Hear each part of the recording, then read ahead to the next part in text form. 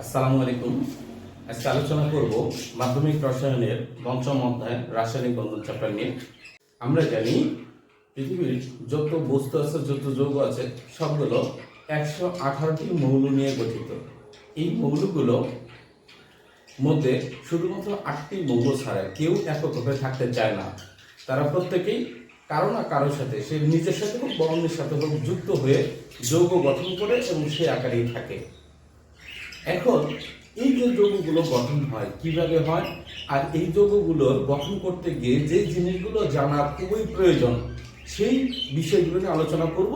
পাশাপাশি এই চ্যাপ্টার থেকে বোর্ডে আসা গুরুত্বপূর্ণ যে সংক্ষিপ্ত প্রশ্ন, এমসিকিউ, পাশাপাশি সৃজনশীল প্রশ্ন, বিশেষ করে সৃজনশীল হয়, সেগুলো নিয়ে আমরা আলোচনা করব। চলুন শুরু করা যাক। প্রথমে আসি যোজ্যতা ইলেকট্রন। কোন একটি মৌলের ইলেকট্রন বিন্যাসের সর্বশেষ কক্ষপথে মোট যে কয়টি ইলেকট্রন থাকে তাকে যোজ্যতা ইলেকট্রন বলে। যেমন এখানে সর্বশেষ কক্ষপথ হচ্ছে এটা, এবং এখানকার ইলেকট্রন আছে একটা, তাই এর যোজ্যতা ইলেকট্রন একটি। ক্লোরিন এর ক্ষেত্রে ইলেকট্রন বিন্যাস করে আমরা পাই, এখানে সর্বশেষ কক্ষপথ আমরা পাচ্ছি এটা। এখানে মোট ইলেকট্রন আছে, এখানে 2টা আর এখানে আছে 5টা, 5 আর 2 7। তাই ক্লোরিনের যোজ্যতা ইলেকট্রন হচ্ছে। এইভাবে আমরা যত মৌল আছে সবার ক্ষেত্রে যোজ্যতা ইলেকট্রন বের করতে পারি। এখন আমরা আসবো যোজনী। যোজনী বলতে আমরা সাধারণত বুঝি কোন একটা অণু গঠনকালে মৌলগুলো আছে তাদের অণু গঠন করার যে ক্ষমতা, এটাই হলো তার যোজনী। তবে প্রকৃতপক্ষে যোজনী যেটা হয় সেটি হচ্ছে ধাতুর ক্ষেত্রে ইলেকট্রন বিন্যাসের সর্বশেষ কক্ষপথে যে কয়টি ইলেকট্রন থাকে তাকে ওই ধাতুর যোজনী বলে। আবার অধাতুর ক্ষেত্রে সর্বশেষ কক্ষপথে যে কয়টি বিজোড় ইলেকট্রন থাকে সেটাকে তার যোজনী বলে। যেমন এখানে সর্বশেষ কক্ষপথে ইলেকট্রন আছে একটি, তাই সোডিয়াম এর যোজনী 1। একইভাবে আমরা যদি দেখি অ্যালুমিনিয়াম, এখানে সর্বশেষ কক্ষপথে ইলেকট্রন আছে দেখেন 3টা, একটা আর এই যে 2টা, 3টা, তাই অ্যালুমিনিয়ামের যোজনী 3। ক্যালসিয়ামের ক্ষেত্রে সর্বশেষ কক্ষপথে ইলেকট্রন আছে 2টা, তাই ক্যালসিয়ামের যোজনী 2। এগুলো হলো ধাতু। এবার আমরা অধাতুর যোজনী বের করব। যেমন আমরা কার্বন দিয়ে শুরু করি, কার্বনের ইলেকট্রন বিন্যাস করে আমরা পাই, এখানে আমরা কার্বনের বিজোড় ইলেকট্রন দেখছি একটা আর একটা, 2টা, তাই কার্বন এর যোজনী হলো এই ক্ষেত্রে 2। আবার এটাও হয় ইলেকট্রন বিন্যাস, এখানে আমরা দেখতে পাচ্ছি 4টা বিজোড় ইলেকট্রন আছে, 1 2 3 4, তাই কার্বনের যোজনী 4। এরপর দেখেন ফ্লোরিনের ক্ষেত্রে অথবা ক্লোরিনের ক্ষেত্রে আমরা যদি দেখি, এখানে বিজোড় ইলেকট্রন আমরা দেখতে পাচ্ছি কয়টা, একটা আছে, তাই ক্লোরিন এর যোজনী হচ্ছে 1। এইভাবে যত অধাতু আসবে অধাতুগুলোর ক্ষেত্রে যোজনী আমরা বের করতে পারি হলো তার ইলেকট্রন বিন্যাস করব, করার পরে যেভাবে বিজোড় ইলেকট্রন যে কয়টা থাকবে এটাই হবে তার যোজনী। আর ধাতুর ক্ষেত্রে সর্বশেষ কক্ষপথে যে কয়টা ইলেকট্রন সেটাই হবে তার যোজনী। আমরা এখন যোজনীর 3টা টার্ম, একটি সুপ্ত যোজনী, সক্রিয় যোজনী, পরিবর্তনশীল যোজনী, এই 3টা নিয়ে কথা বলবো। এই 3টি, প্রথমটি পরিবর্তনশীল যোজনী। যে সকল মৌলের একাধিক যোজনী প্রদর্শন করে তাদের যোজ্যতাকে বা যোজনীকে পরিবর্তনশীল যোজনী বলে। যেমন এক্ষেত্রে এই যোজনীকে বলা হয় পরিবর্তনশীল যোজনী। এরপরে আসবো সক্রিয় যোজনী। যে সকল মৌলের পরিবর্তনশীল যোজনী আছে তাদের ক্ষেত্রে অণু গঠনকালে যে যোজনীটি ব্যবহৃত হয় বা কাজে লাগে সেই যোজনীকে বলা হয় সক্রিয় যোজনী। যেমন আয়রনের ক্ষেত্রে আমরা দুটি যৌগ দেখি, এই দুটি যৌগে আয়রন এর যোজনী, এই যৌগে আয়রন এর সক্রিয় যোজনী 3। আবার sulphur die oxide, sulphur try oxide, এই দুটি অণুতে সালফার এর যোজনী হচ্ছে 4 আর সালফার ট্রাই অক্সাইড এ সালফারের যোজনী 6। এবার আসবো আমরা সুপ্ত যোজনী। অণুতে বিদ্যমান কোন একটি মৌলের সর্বোচ্চ যোজনী ও সক্রিয় যোজনীর যে পার্থক্য তাকে সুপ্ত যোজনী বলে।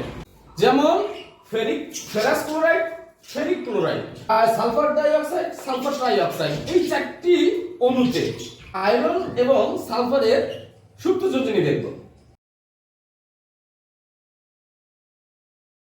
আয়রনের সর্বোচ্চ যোজনী হচ্ছে 3 আর এখানে আয়রনের সক্রিয় যোজনী হচ্ছে 2।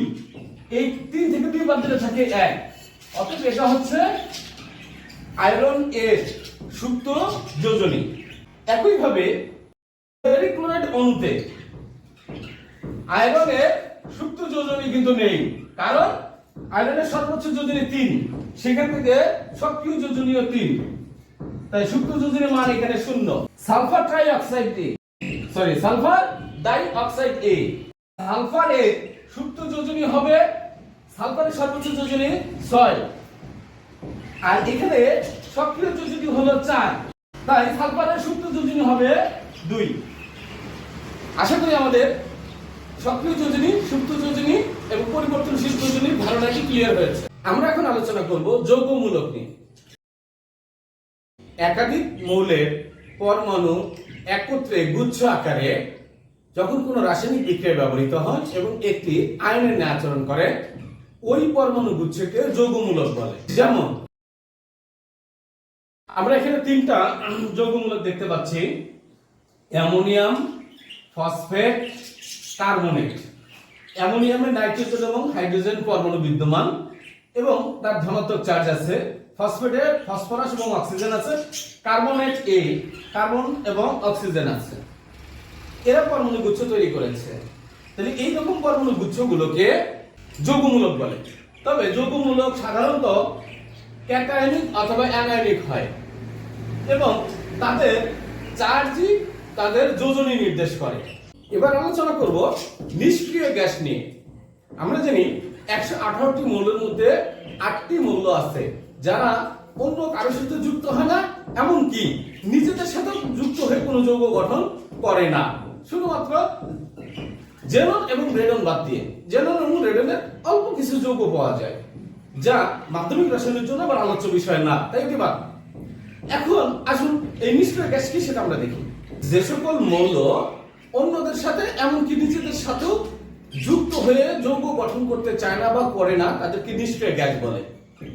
এই নিষ্ক্রিয় গ্যাসগুলোর সর্বশেষ কক্ষপথে 8টি করে ইলেকট্রন থাকে। শুধুমাত্র হিলিয়ামের ক্ষেত্রে 2টি ইলেকট্রন থাকে।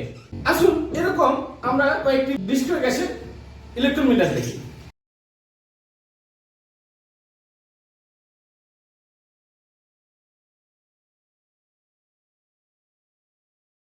এই যে কয়েকটি মৌলের আমরা ইলেকট্রন বিন্যাস এখানে দেখিয়েছি, তার মধ্যে শুধু হিলিয়ামের সর্বশেষ কক্ষপথে 2টা ইলেকট্রন, আর বাদ বাকি যে কয়টা মৌল আছে, যেমন আমরা এখানে নিয়ন দেখিয়েছি, তারপরে আর্গন দেখিয়েছি, তারপরে ক্রিপ্টন, জেনন ইত্যাদি, এদের সকলের ক্ষেত্রে 8টা করে ইলেকট্রন বিদ্যমান।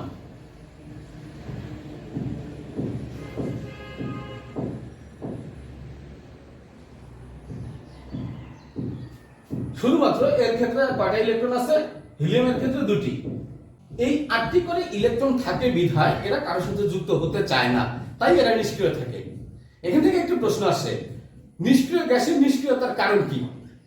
তো নিষ্ক্রিয় গ্যাসের নিষ্ক্রিয়তার কারণ হচ্ছে, আমরা জানি যে সকল মৌলের সর্বশেষ কক্ষপথে 8টি করে ইলেকট্রন থাকে, শুধুমাত্র হিলিয়াম ব্যতীত তারা নিজেদের সাথে যুক্ত হয় না, অপরের সাথে যুক্ত হয় না। যখন 8টি করে ইলেকট্রন থাকে তখন ওই মৌলের ইলেকট্রন বিন্যাসটি সর্বাধিক স্থিতিশীলতা অর্জন করে। এই স্থিতিশীল হওয়ার কারণে সে কারোর সাথে যুক্ত হতে চায় না, এমনকি নিজের সাথে সে যুক্ত হয়ে যৌগ গঠন করে না। এটাই নিষ্ক্রিয় গ্যাসের নিষ্ক্রিয়তার কারণ। এখন আমরা আলোচনা করব 2 এর নিয়ম এবং অষ্টকের নিয়ম। প্রথমে আসি অষ্টকের নিয়ম। অণু গঠনকালে কোন মৌলের পরমাণুর সর্বশেষ কক্ষপথে 8টি ইলেকট্রন ধারণ করে সর্বাধিক স্থিতিশীলতা অর্জনের মাধ্যমে যৌগ গঠন করার পদ্ধতিকে অষ্টকের নিয়ম বলে। যেমন পানির অণুতে অক্সিজেন পরমাণু, হাইড্রোজেন পরমাণুর ক্ষেত্রে সর্বশেষ কক্ষপথে 2টি ইলেকট্রন বিদ্যমান। এই হাইড্রোজেনের যে বিষয়টা আছে এটি 2 এর নিয়মের মধ্যে পড়ে অথবা দ্বিত্বের মধ্যে পড়ে। আমরা 2 বা দ্বিত্ব পরে আলোচনা করছি। নাইট্রোজেন ট্রাইক্লোরাইড অণুতে নাইট্রোজেন পরমাণু সর্বশেষ কক্ষপথে 8টি ইলেকট্রন বিদ্যমান এবং ক্লোরিন পরমাণুর সর্বশেষ কক্ষপথেও 8টি ইলেকট্রন বিদ্যমান। তাই এরা অষ্টকের নিয়ম মেনে চলে। এটিকে আমরা একটি চিত্রের মাধ্যমে সহজে প্রকাশ করতে পারি। প্রথমে পানির অণু আসি। এটি অক্সিজেন পরমাণু আর এটি হলো হাইড্রোজেন পরমাণু। অক্সিজেনের ভিতরের কক্ষপথে যে ডট চিহ্ন দেওয়া আছে এটি একটা ইলেকট্রন দুইটা, প্রথম কক্ষপথে দুইটা, তার দ্বিতীয় কক্ষপথে এখানে আছে দুইটা আর এখানে আছে দুইটা, দুইটা দুইটা চারটা, এই একটা এই একটা 6টা, তারপরে এই যে এখানে ক্রস চিহ্ন দেওয়া আছে একটা একটা দুইটা, এরকম 8টা ইলেকট্রন। এইভাবে অক্সিজেনের 8টা ইলেকট্রন পূরণ হয়ে যায়। আর হাইড্রোজেনের ক্ষেত্রে 2টা ইলেকট্রন, এই হাইড্রোজেনের ইলেকট্রন বিন্যাসটা হাইড্রোজেনের ইলেকট্রন বিন্যাস লাভ করে হিলিয়ামের মতো। এরপর আমরা দেখি নাইট্রোজেন ট্রাইক্লোরাইড।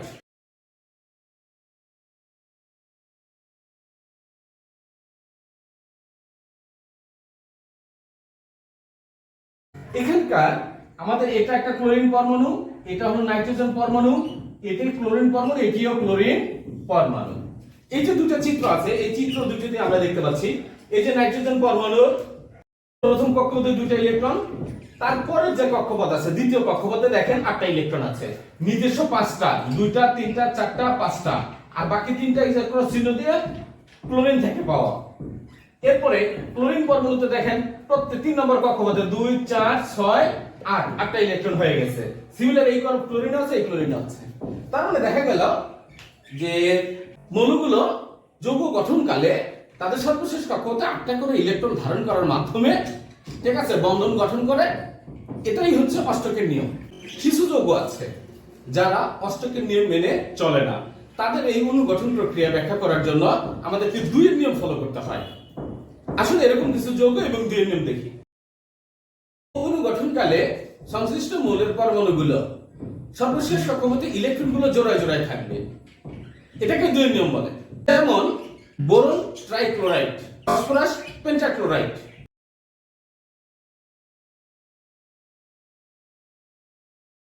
এই তথ্যটি বলছে যে বোরন ট্রাইক্লোরাইড ফসফরাস পেন্টাক্লোরাইড অণুতে অষ্টকের নিয়ম মেনে চলে না। এদের ক্ষেত্রে আমাদের 2 এর নিয়ম দরকার, কারণ যখন এই 6টা ইলেকট্রন আছে মানে কি 3 জোড়া, 2টা 2টা করে আছে 3টা জোড়ায় আছে বোরন পরমাণু। আবার ফসফরাস পেন্টাক্লোরাইডে 10টা ইলেকট্রন আছে, 10টা ইলেকট্রন থাকা মানে কি 5 জোড়া ইলেকট্রন আছে, 5টা জোড়ায় এই ইলেকট্রনগুলো অবস্থান করছে।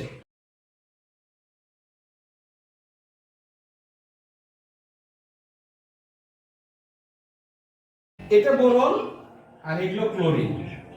তাহলে ক্লোরিনের সর্বশেষ কক্ষপথে 8টা ইলেকট্রন থাকলো, বোরন পরমাণুতে দেখেন 6টা ইলেকট্রন, 2 4 6। একই ভাবে আমরা যদি ফসফরাস পেন্টাক্লোরাইড রাখি সেখানেও ফসফরাসের সর্বশেষ কক্ষপথে 10টা ইলেকট্রন দেখা যাবে, 5টা জোড়া থাকবে। আরেকটা বিশেষ কথা, দ্বিত্ব কাকে বলে? দ্বিত্ব অনুগঠনকালে কোন একটি মৌল যখন হিলিয়ামের ইলেকট্রন বিন্যাস লাভ করার প্রবণতা দেখে তখন সেটাকে দ্বিত্ব বলে। যেমন পানির অণুতে হাইড্রোজেন পরমাণুতে 2টা ইলেকট্রন থাকে, আর হিলিয়াম পরমাণু এর সর্বশেষ কক্ষপথে 2টা ইলেকট্রন।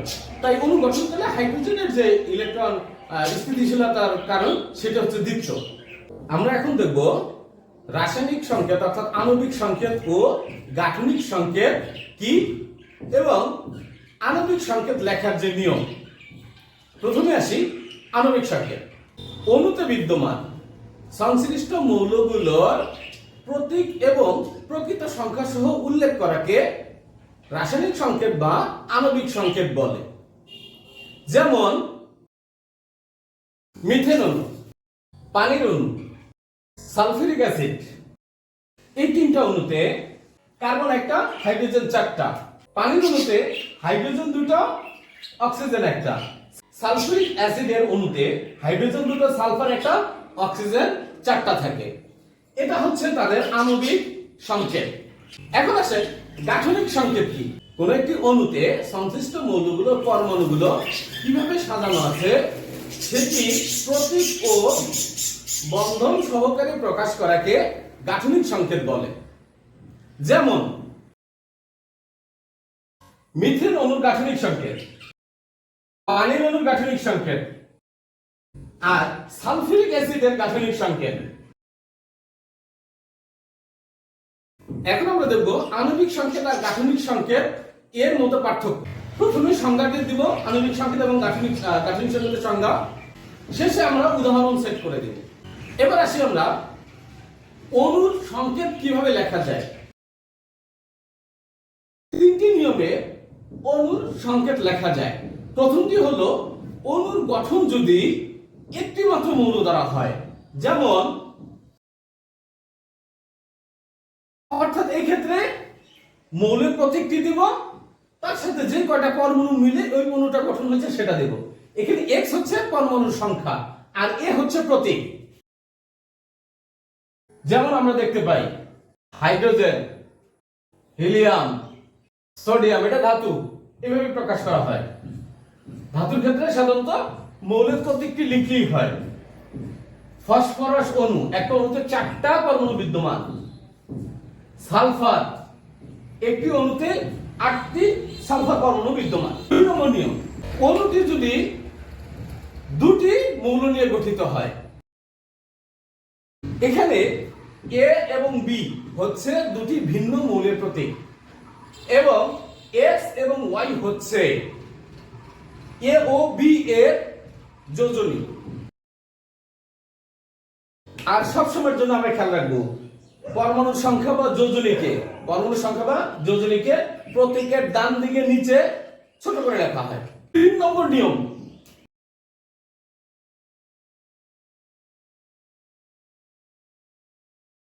যেমন কার্বন ডাই অক্সাইড অণু গঠনকালে কার্বনের যোজনী কি 4, অক্সিজেনের যোজনী হচ্ছে 2, আমরা এইভাবে বসালাম।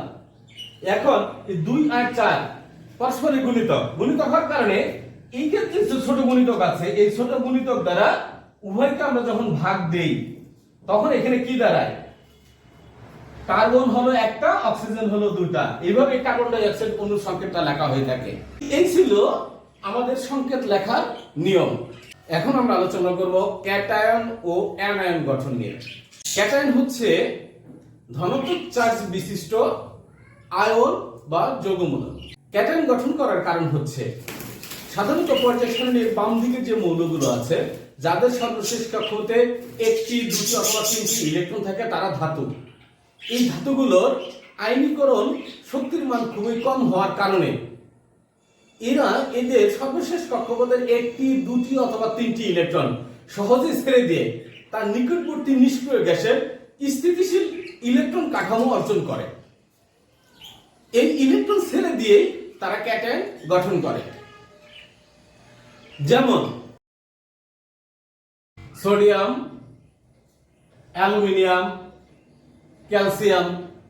সোডিয়ামের ইলেকট্রন বিন্যাস 2, 8, 1, অ্যালুমিনিয়ামের 2, 8, 3, ক্যালসিয়ামের 2, 8, 8, 2।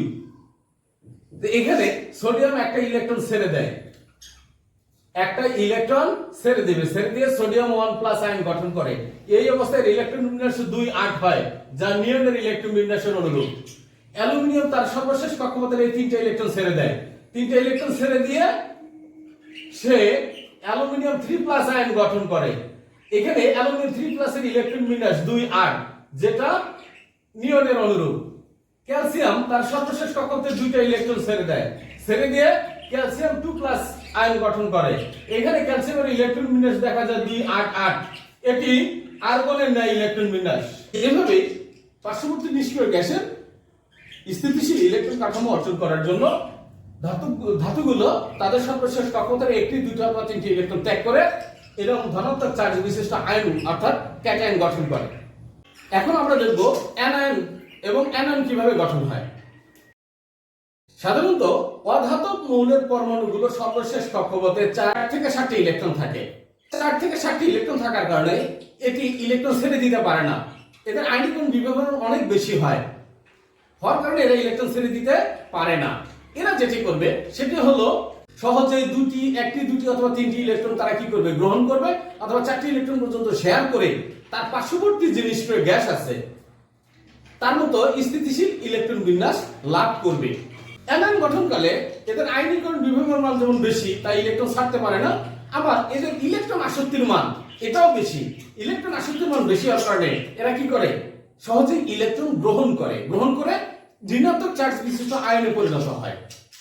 যেমন এখানে আমাদের ফ্লোরিনের ইলেকট্রন বিন্যাস 2 8 1। এখানে আমাদের ফ্লোরিনের ইলেকট্রন বিন্যাস 2 7, অর্থাৎ এই ফ্লোরিনের সর্বশেষ কক্ষপথে 7টা ইলেকট্রন আছে। এর পার্শ্ববর্তী নিষ্ক্রিয় গ্যাস নিয়নের ইলেকট্রন বিন্যাস লাভ করতে একটি ইলেকট্রন দরকার, তাই সে একটা ইলেকট্রন গ্রহণ করে ফ্লোরাইড আয়ন হয়ে যাবে। তখন এর ইলেকট্রন বিন্যাস দ্বারা 2 8 নিয়নের মতো। ক্লোরিনের ইলেকট্রন বিন্যাস আমরা থেকে পাই, এখানে 7টা ইলেকট্রন 3 নম্বর কক্ষপথে। এও কি করবে, একটা ইলেকট্রন গ্রহণ করে ক্লোরাইড আয়ন হয়ে যাবে। তখন এর ইলেকট্রন বিন্যাস দ্বারা 2 8 8, যা আর্গনের অনুরূপ। অক্সিজেনের ইলেকট্রন বিন্যাস থেকে আমরা পাই 2 6। সর্বশেষ কক্ষপথে 6টা ইলেকট্রন আছে, অষ্টক পূরণ করতে 2টা ইলেকট্রন দরকার, তাই এ কি করবে, 2টা ইলেকট্রন গ্রহণ করে অক্সিজেন 2- আয়ন গঠন করবে। এই অবস্থায় এর ইলেকট্রন বিন্যাস দ্বারা 2 8, অর্থাৎ এটা কার মতো, নিয়নের মতো। এইভাবে অধাতব মৌলের পরমাণুগুলোর ইলেকট্রন আসক্তির মান বেশি হওয়ার কারণে এবং আকার তুলনামূলক ছোট হওয়ার কারণে এরা খুব সহজেই একটি, দুটি অথবা 3টি ইলেকট্রন গ্রহণ এরকম ঋণাত্মক আয়ন গঠন করে।